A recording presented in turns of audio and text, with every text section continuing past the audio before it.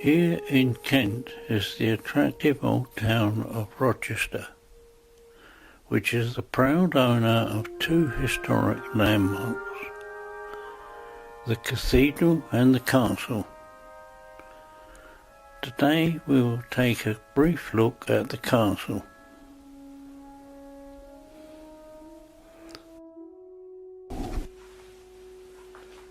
The great square keep of Rochester Castle has resisted destruction for over 800 years. Besieged more than once, it held out in 1215 for 2 months against King John, battering the castle from huge stone-throwing engines.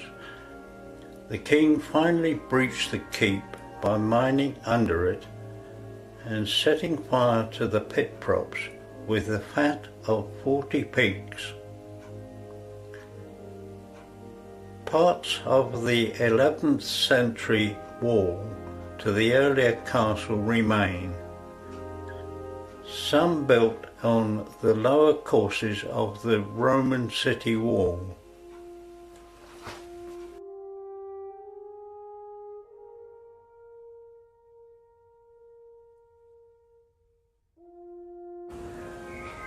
Rochester has a distinguished history to which the castle has made its own contribution. The city was built within the walls of a Roman town, sited where the Roman Watling Street crosses the Medway on its route from London to Canterbury and Dover. The first castle was raised here at the time of the Norman Conquest and is mentioned in Domesday Book. This was rebuilt by William Rufus by Gundulph, Bishop of Rochester, between 1087 and 1089, to become one of the earliest castles in the country to be fortified in stone.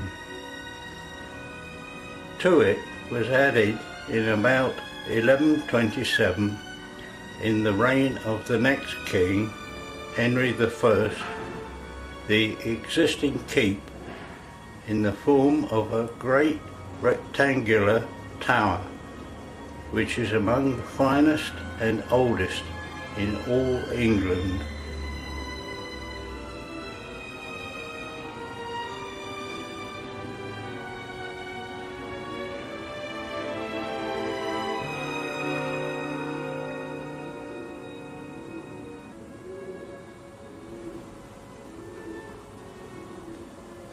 The existence of documentation to enable the earliest building phases of the castle to be positively dated is especially fortunate.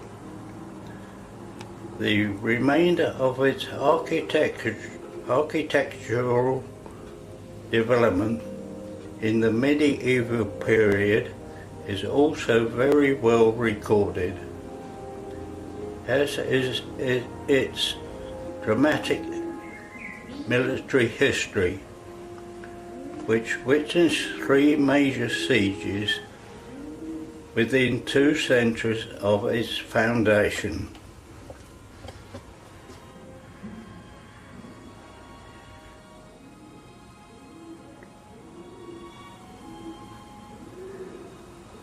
Castles were the fortified residences of princes and other lords, as opposed to the communal and national defences of the Anglo-Saxon fortified cities and boroughs,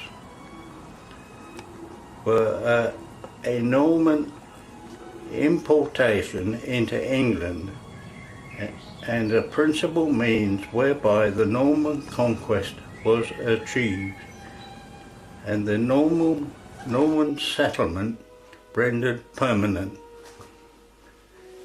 It is not surprising, therefore, that the city of Rochester received a castle at a date very soon after 1066.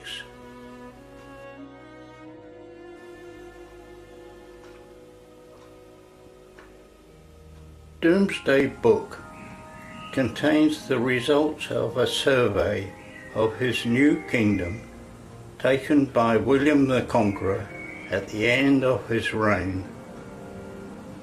Refers to land in Aylesford, Kent, given to the Bishop of Rochester in exchange for the land upon which the castle has been built.